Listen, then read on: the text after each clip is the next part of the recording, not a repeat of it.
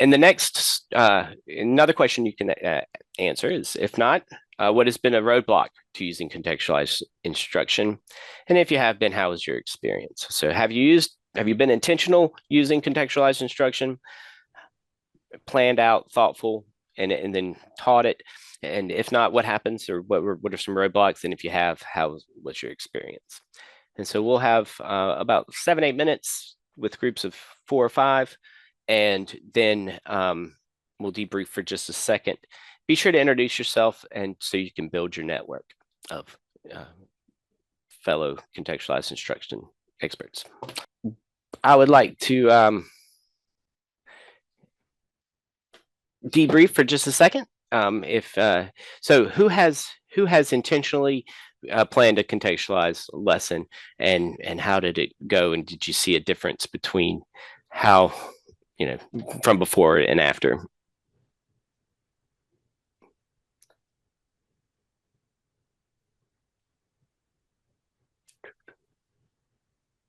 Yes, Kim. Just about to unmute. There we go. Sorry, I'm definitely trying to multitask here. I was just telling the group, and we got cut off, that the one thing that I relied on heavily as a tool this semester was Chat GPT.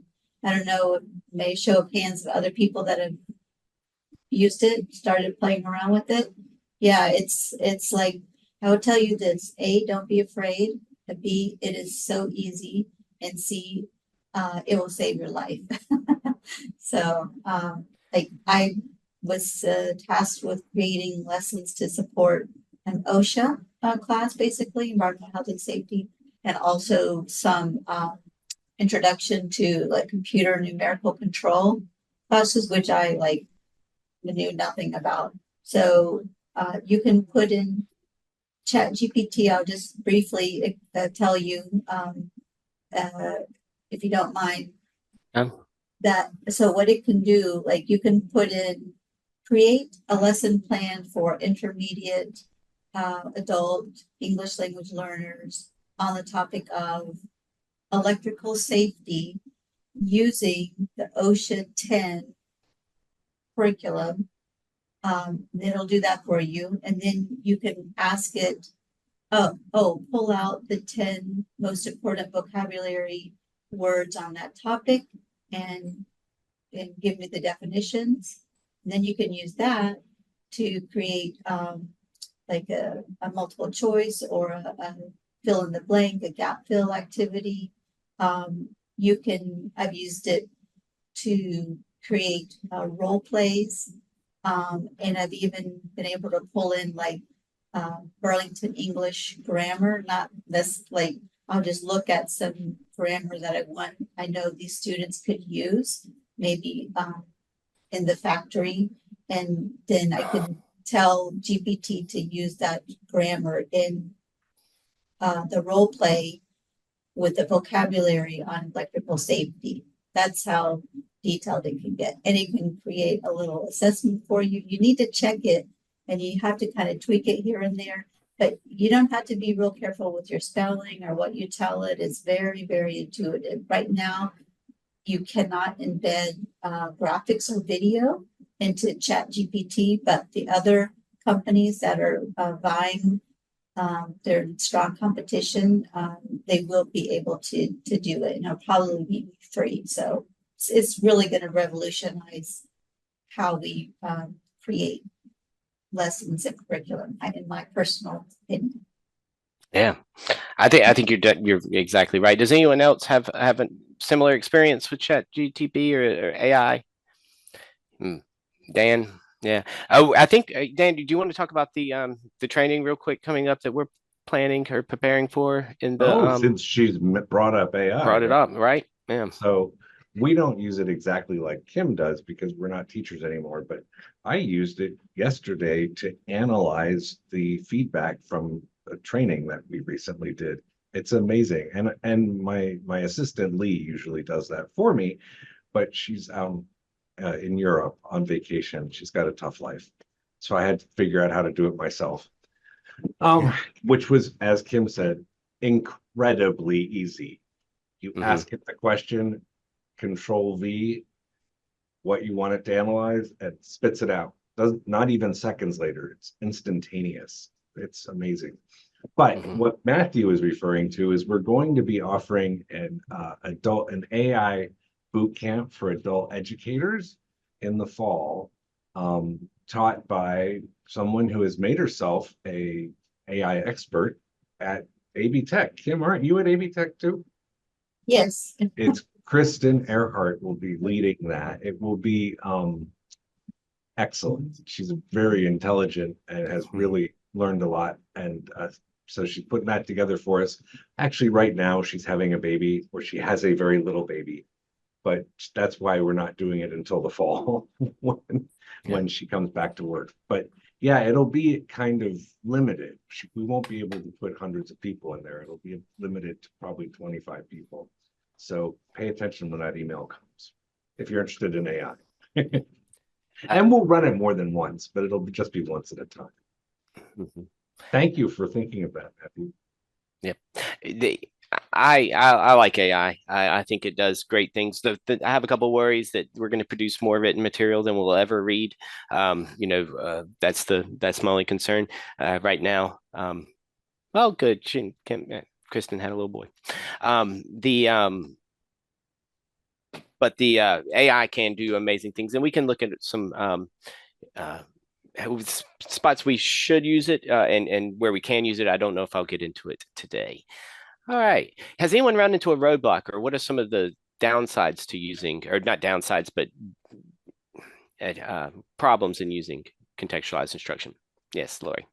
One of the things that I think is a big roadblock is the lack of knowledge on the part of our instructors, not for teaching and for academics, but for the context. If we're going to try to teach in the context of different career pathways, they need more training and more information about those specific areas, and also having more access to the employers that can guide some of that content for us, for people that are making choices about career pathways. Also, the kind of information that's available through workforce development, like labor market information and high demand jobs and pay and that kind of thing, so that we can integrate that into our instruction as well. So that, I think, is probably a big challenge.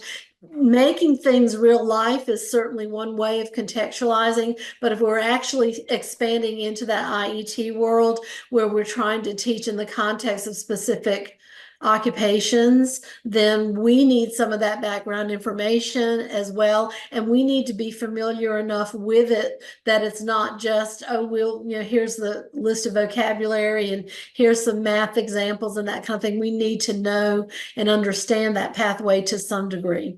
I 100% agree. And that is we won't get into the workforce and meet those partnerships yet during this 45-minute presentation, but I think that you're leading on to a very important part where our instructors aren't machinists, they aren't CNAs, they aren't, but they're going to have a wide knowledge base after they finish teaching all of these IETs, contextualized basic skills courses towards all these IETs. How they get that training, I think that partnership with that instructor becomes very important, and understanding what they're talking about and following along in that class as close as they can, at least for the first couple of times. And then after a couple of iterations, maybe you'll be able to have that instructor maybe not be right there all the time, but they can definitely gain that knowledge. But that training is very important. And thank you for bringing that up. I agree. All right. Well, let's keep our feet going here. And let me find.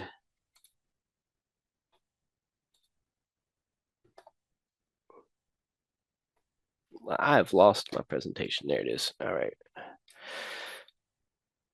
Do y'all see the presentation? Okay, great. So as we are looking at ways to connect into the classroom, and introducing some of this contextualized instruction into the classroom, it has to be planned out. It cannot be happenstance, except for when the students bring in a power bill that they don't understand or something. But if we're talking about what Lori's mentioning and really getting into helping the students be successful in their IETs, there is a planning process that must occur, and it must be intentional. And so first off, we have to identify learning objectives, and by determining the skills that the students need to acquire, we can focus their instruction on their goals, contextualizing the content in that academic and that real world in professional context, and ensuring the relevance. Design instructional activities, have the students do the work and focusing on the skills that are needed to do the work of the job and the career.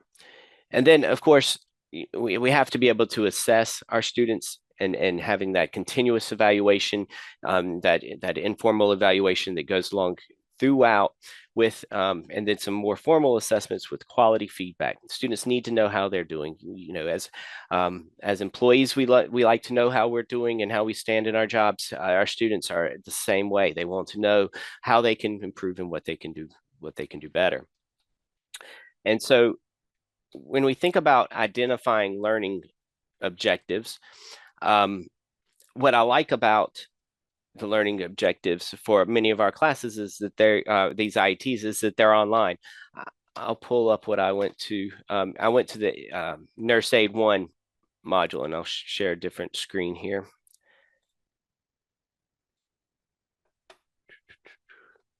The Mentimeter one.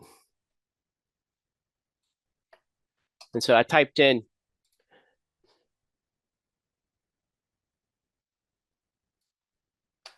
the state approved curriculum for Nurse Aid 1. And so they're all online.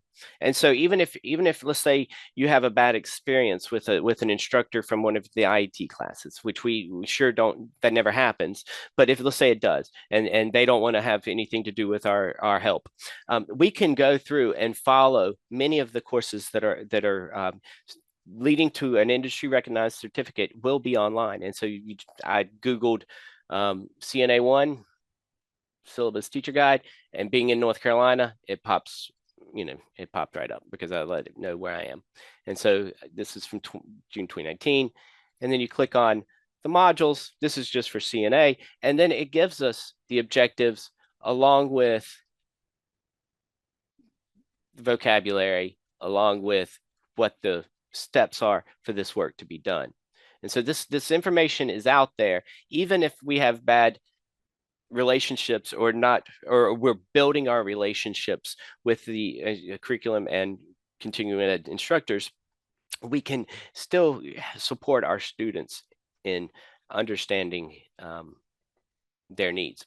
And so these objectives right here can be the beginning of our single learning objective for our basic skills classrooms at this point. And so let's look back.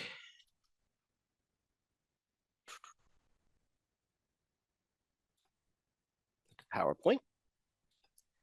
And so as a group, let's just talk it out. What are some of the basic skills that would pop up in this from these objectives? And the objectives are: explain why residents in long-term care facilities are at risk for injury, and identify the role of the nurse aide in maintaining a safe environment for the residents, and then describe the role of a nurse aide in dealing with emergencies in the healthcare facility. What are some basic skills that come out, that pop out directly at us that we can be teaching in our classroom from these two objectives?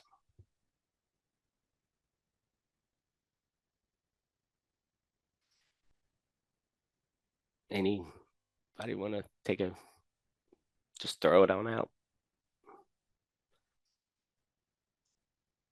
So Well, I can see that, like, you could, as an instructor, you could pull up some kind of document or website that lists out like common injuries, and you can look at statistics on those, and you can even get into like pulling in statistical terms, like if you see the word median versus mode on there, like, so you're pulling in math terms as you're looking at those type of things. Is that answering your question? Like how you pull in other Right. things as you're teaching content like that? Yeah. How would you this is a particularly, I think, a more of a difficult one to do. Okay. But there are areas in here that we can have our students build basic skills in. And so you're on the right track. I think it's And then there you're going to be talking, like someone mentioned before, OSHA and those type of things that that they're going to encounter in the workplace, in safety and workplace environment. That goes along with some workplace skills as well. Dealing with emergencies in healthcare, that's going to be protocol. You can look at documents with protocol and just on the level, like dialing 911, address, things like that would be like at a lower level. Upper level would be where you're talking about emergencies in healthcare related terms. Yeah. Yep. So a lot of reading.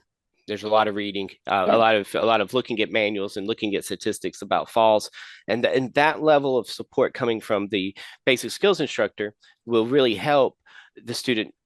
If you take this into a math lesson and talk about falls in long-term nursing care, and then look at statistics, as you said, and mode and median and data and charts, all of these things will help build that student's skills for when they go into the classroom and enter this module. They'll have a little frame of reference, already have some prior knowledge because it was discussed in the other class, along with building those skills. But very good. I like that.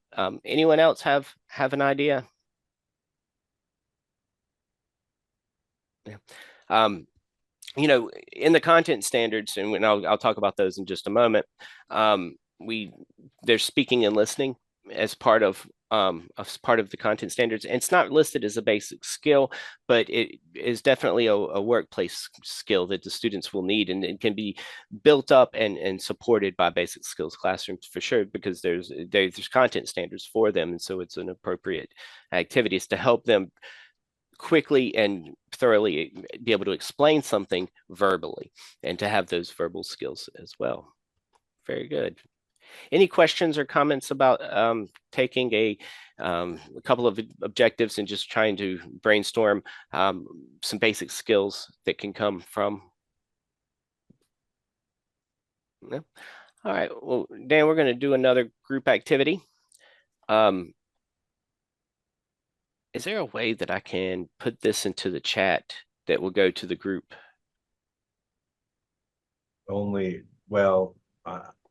You'd have to have done it in advance, unless I can snip it and just put the picture. Yeah, I can't snip it real quick. That's what I was trying to do. But anyway, we're going to have a group discussion as Dan works this out for me. Where this is from Module N of the Nurse Aid 1, where the objectives of this module are to define and describe the significance of an incident report, discuss the importance of accurate, detailed reporting and documentation, determine which incidents require report and who is involved, and providing guidance for reporting and recording. And so what are the basic skills needed, just generally speaking, from that you can identify right away from looking at these objectives? So Brand snipped it and put it in the chat faster than I could. Well done, Brand. Thank you very much. Yeah. Yep. All right. So let's go right at 10 minutes on well, let's go 7 minutes because we're at time. We'll come out of that and debrief it.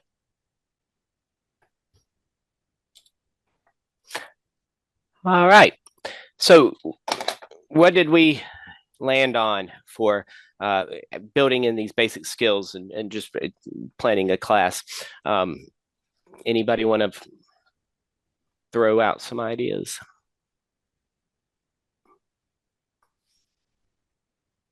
We only got 3 minutes left. I'm willing to wait it out. We Yes. discussed a lot of procedural documentations. This is a good time to introduce flow charts, knowing handbooks, procedures, studying those type of things, understanding the chain of hierarchy at organizations. Since this is nursing, we talked about SOAP notes and accuracy, patient records, digital literacy versus paper notes. There's a lot of things that we discussed. Yeah. Yep. Very good. Very good. Rebecca adds. Go ahead. I'm Go ahead. sorry. Go ahead. Our group discussed about the importance of writing accurate and, you know, well detailed documentation.